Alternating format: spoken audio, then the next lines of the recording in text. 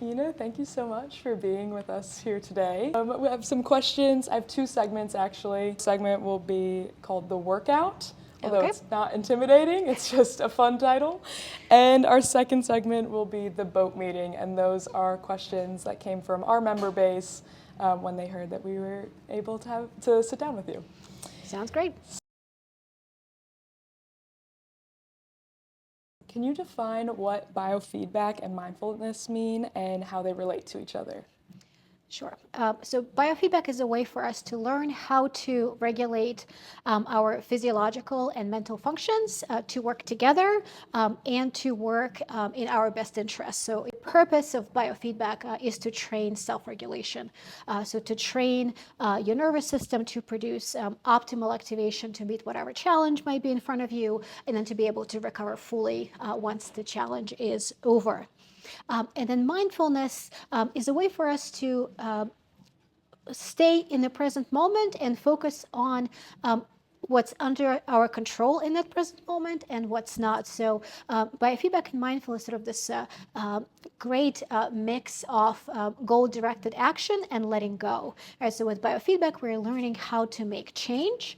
And mindfulness is a lot about how to let go, but we are letting go of things that are not under our control so that we can then devote mindful attention to things that are under our control and are changeable. Ultimately giving us a way of utilizing our resources in the best possible way, letting go of the struggle with things that are not under our control, and helping the mind and the body regulate themselves for optimal performance. I think these concepts at face value could be a little intimidating to people. Do you find how do you find people approach you with this type of work? Are they open to it? Are they hesitant? What's the general perception of mindfulness? Yeah. Well, I think with mindfulness in particular, it's become such a buzzword. When I first learned mindfulness, which was right around the same time as I was learning biofeedback, over 20 years ago, there was a lot more skepticism, and nowadays, people in general, I think, are a lot more open.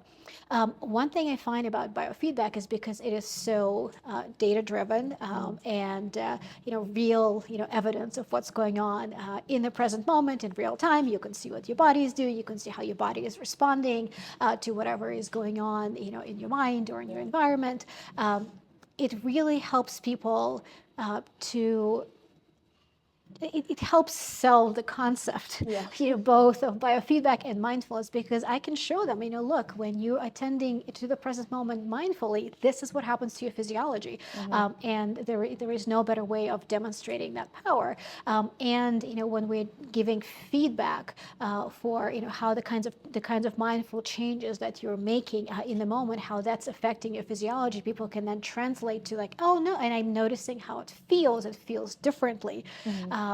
It goes, again, a very long way to convincing people that this is it. So there's a lot less skepticism nowadays than there was, a long time ago. Yeah, I love that idea of able to interpret how your body is reacting, and like you've mentioned, it's your perception of it all, and that's how you often get through these difficult moments. I know that you've helped athletes and their ability to be successful in high pressure situations like a big game or an important race. What's the most underrated thing that you think can help athletes perform at their best? I would say focus on the present moment and breathe. Athletes spend so much time perfecting their skill, right? And very often they're at the peak of their physiological ability. And with athletes at the top level, their physiological ability is not much of a difference, between the top athletes in any field, physiologically speaking. They've all pushed themselves, to the very limit, and they're staying there. What will often make the difference, for those who are, stay at the top, and those who may not in any particular competition, is the ability to focus your mind and direct your physiological resources and use the skills that you have in the optimal way. The mindfulness skills that allow you to let your activation be the way that it needs to be, and you're kind of settling in on that optimal spot, and paying attention to what is most important in that moment without wasting your resources on things that are not, will make a huge difference. And training the body in self-regulation, through breathing, through heart rate variability training, is what will allow that optimal self-regulation in the moment, which again, makes oftentimes makes the difference, between winning and not. What techniques can the average person try before a difficult experience, like a hard workout, a big game, a presentation even, to help regulate their bodies and minds? I would say using the FLAIR acronym, something that you can practice in neutral moments. So by the time a challenging situation comes up, you've trained it, you've practiced it, and you know exactly what to do. Feel, label, allow, respond, and expend awareness. Feel, you just notice what's going on in the right now, in this moment, pre-verbal awareness of what's going on right now. And that one is outside of your control. It's just what happens. Label, step, giving a brief, descriptive, non-judgmental name or label to that experience. And it actually changes the neurological pathways that are involved in your brain in that moment. Typically with strong emotions, anxiety, sadness, anger, the fight or flight center of the brain becomes overly activated, and the thinking part of the brain is underactivated.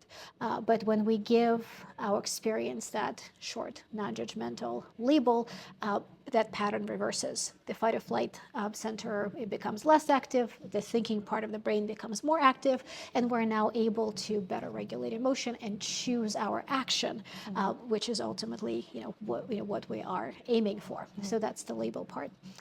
Allowing is really all about letting our thoughts and emotions be as they are. It's okay to feel this way. It's okay to think this way.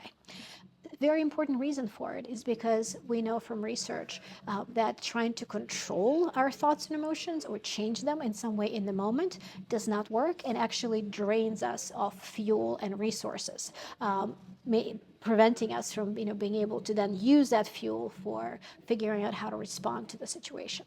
So by allowing the thoughts and emotions to be as they are, we are letting ourselves conserve those resources that can then be used for the next step, which is respond.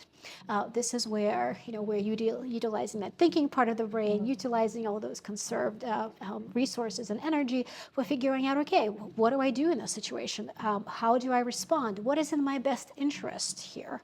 And so it's all about responding and utilizing your ability to control for things that are actually under your control.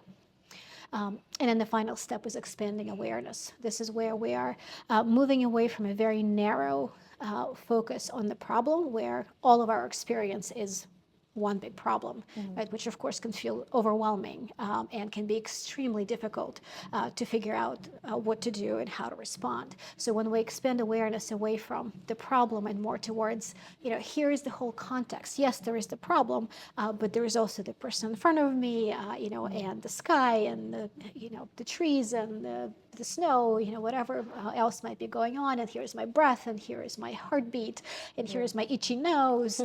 So it kind of the problem becomes part of your experience. It's no longer all of your experience. So you now have space, and you can implement that response that you've thought about in the previous step. You now have a lot more room to implement it, and this process tends to walk people through whatever challenge they might be experiencing, and helps them come up with ultimately the most helpful response. Yeah. I wish that I knew that when I was younger and I was training for hours a day, doing really challenging workouts, because I feel like I would always get to the feel and label step in the FLAIR acronym and just stop there. I feel like it's a mature way of thinking to kind of go through each step there, accept that it's okay, kind of validate those feelings, not try to change it, but just perform your best Exactly. given the conditions. Exactly. Can you talk to us a little bit about the idea of negative emotions versus difficult emotions? You kind of alluded to that a little bit with the feeling of strong emotions. The negative emotions is a very common term, right? That's what we typically call sadness and anxiety and fear and anger, right? They're negative. And the problem with that is it immediately sets us up for a struggle. And negative means something we don't want. Negative means something that we should get rid of. But ultimately, that's not the case at all. All these emotions are necessary. There is a reason we have them. If we didn't have them, we would be in trouble. They all enhance, believe it or not, as difficult as it may be to experience them, all of these emotions are necessary for survival, and they all enhance our lives in some way. So when we change the frame of mind with which we approach these emotions, rather than calling them negative, just seeing them as difficult, sets us into a different mindset, again, away from the struggle and more towards how do I respond to this. When there's something is difficult, you don't have to fight with it. You just need to figure out how to respond to it and how to be with it. Whereas something that's negative, needs to be pushed away, and that's the unhelpful thing to do. Talk to us about the idea of willingness versus wanting and how that can be used for motivation, especially in fitness, which is something that I think we all struggle with. Wanting is a feeling. And as a feeling, we cannot change it and we can't control it. So, if you're waking up one day and you just do not want to do your workout, there is not a whole lot that's going to make you want to do it.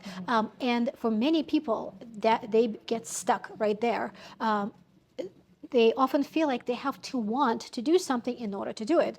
So they end up wasting their resources on attempting to make themselves want to do the workout. And then, even if they end up convincing themselves that maybe they'll do it, the resources, the fuel is gone and there is not any energy left for the workout, so the workout still doesn't happen. So instead of fighting that futile fight that's not going to get us anywhere, the idea is to move from wanting to willingness, because willingness is a choice. Willingness is up to us. It's a commitment to action. It's not a feeling. It's a decision. And it's okay to not want to do your workout, but be willing to do it as long as you have a good reason for it. So keeping our values in mind, let's say, with a workout, very often the value may be your health, or, for an athlete, it may be your career, it may be your purpose in life. So, whatever that value is, keeping that front and center. Am I willing to do this workout? If it means, that, I'm improving my health, if it means that I'm moving closer towards my goals, if it means that I'm living the kind of life that I want to be living, it will make it a lot easier to actually, get on that treadmill or on that rowing machine, or get out onto the track or whatever it is, right? I found that to be true in my own training as well. Like, I remember there are days that I would sit down, turn to a teammate and be like, I really don't want to do this. And even just saying that out loud was helpful to be like, but I'm here for a reason. I'm here, I'm choosing to be here, even though I don't want to do this. I've never been good at mindfulness. My mind always wanders. How do I fix that? And a similar question, how do you quiet your mind? You don't. You never do. Yes. Always there. The answer is simple. Give yourself a break. Your mind will keep wandering. You have a human mind. The point is not to, create stillness.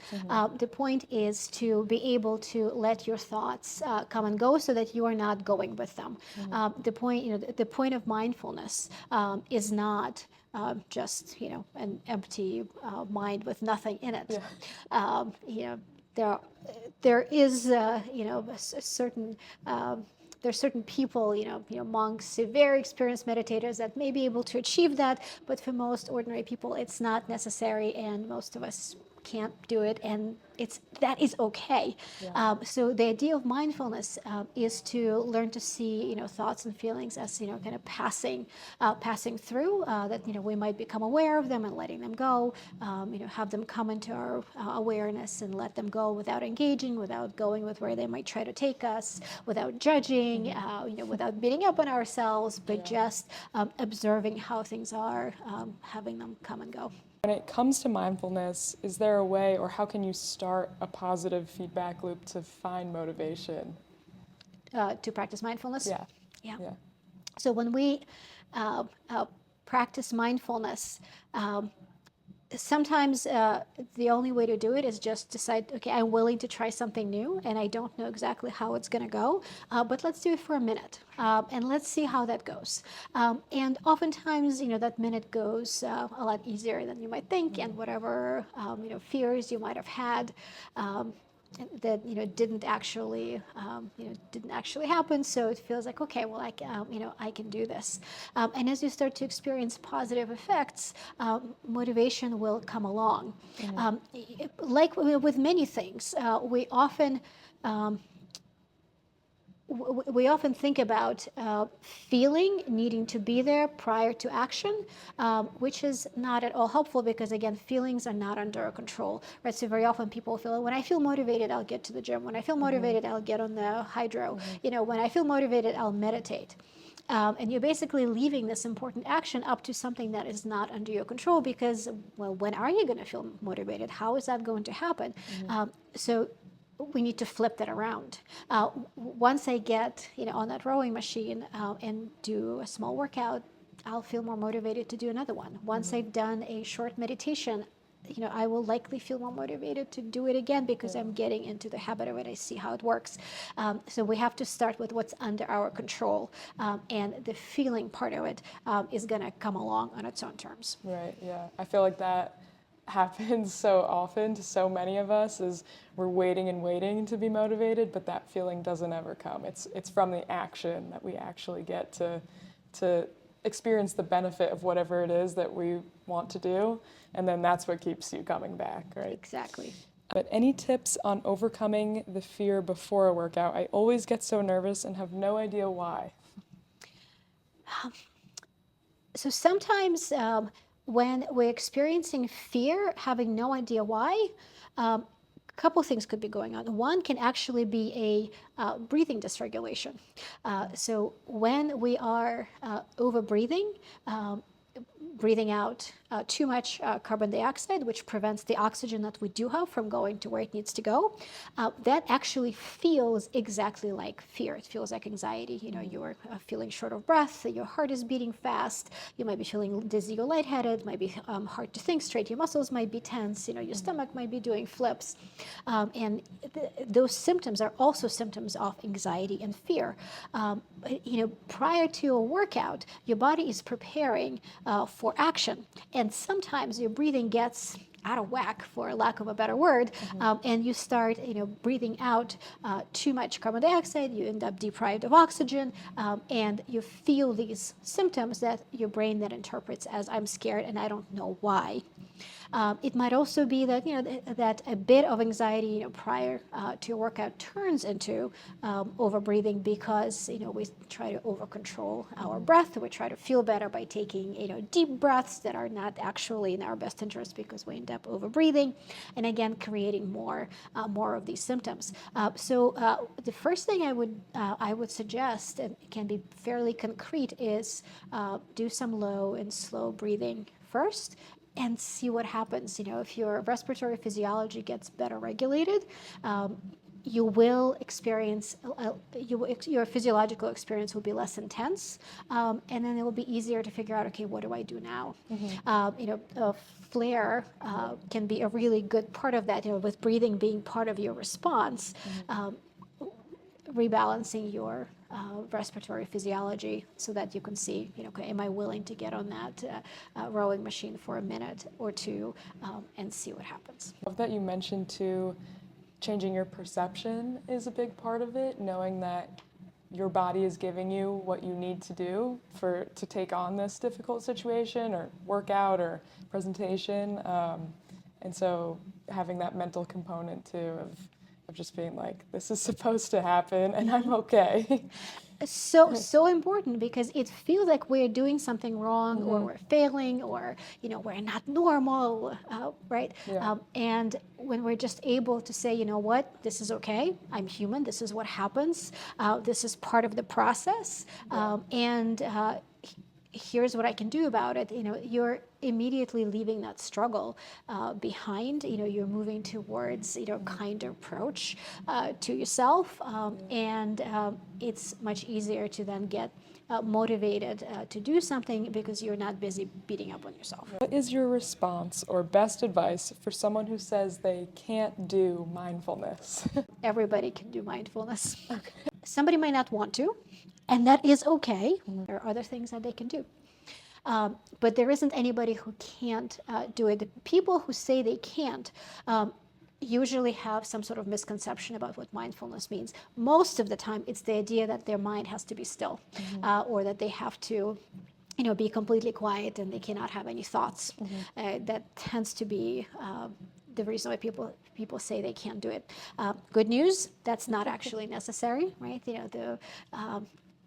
All that's required in being mindful is staying in the present moment, allowing to be as it is, including the thoughts and feelings that are gonna come and go, and they're gonna pass through, and you'll notice them, and you let them move on. So the best way to see if mindfulness is something you're willing to do is give it a try for a minute, or take an activity that you're doing every day already and do it mindfully. Brush your teeth mindfully. Take a mindful shower, and drink your morning beverage of choice mindfully, right? All that's required is just to pay attention to what you're doing. If you're brushing your teeth mindfully, feel the toothbrush, smell your toothpaste. Maybe put your phone down. Pull your phone down, absolutely. Trying to brush your teeth while being on your phone, that's a challenge. Me every night. That's a challenge. Notice that first taste of the toothpaste. Notice what it's like to move the toothbrush up and down. Notice those sensations. And guess what? Your dentist will be happier with you, and you would have been mindful, right? If you're drinking your morning cup of coffee mindfully, just start with feeling the cup. Feel the warmth, of the cup. Notice its color. Just observe its shape. Smell the coffee. Just really give yourself a chance to, breathe in the aroma, and then take a small sip and notice what that feels like. What that tastes like. Let that first sip stay in your mouth for a little bit before swallowing. Don't rush. Don't gulp your coffee. One small sip at a time. You'll enjoy it more, and you would have practiced mindfulness. And you'll better prepare yourself for difficult situations, right? Absolutely. Practicing mindfulness is like practicing any other skill. You get better at it, and then that skill is accessible to you in difficult situations. It's just like if you've just learned CPR, you don't want to be practicing it for the first time when somebody is having a heart attack in front of you, right? You want to practice it on a dummy first. Right? Same thing here. You want to, do your mindfulness practice under neutral conditions with not much at stake. Where if your mind wanders off, it's all okay. You just bring it back. Then that skill is available to you when the situation is more challenging, or when more is at stake. That's huge, I think. I think that's when we often forget why it's important, and it's important to be present in those moments because it helps us later down the line. Thank you so much, Ina, for sitting down with me today. This was really great. I learned so much, and I can't wait to share this with everyone. My pleasure. Thanks for having me.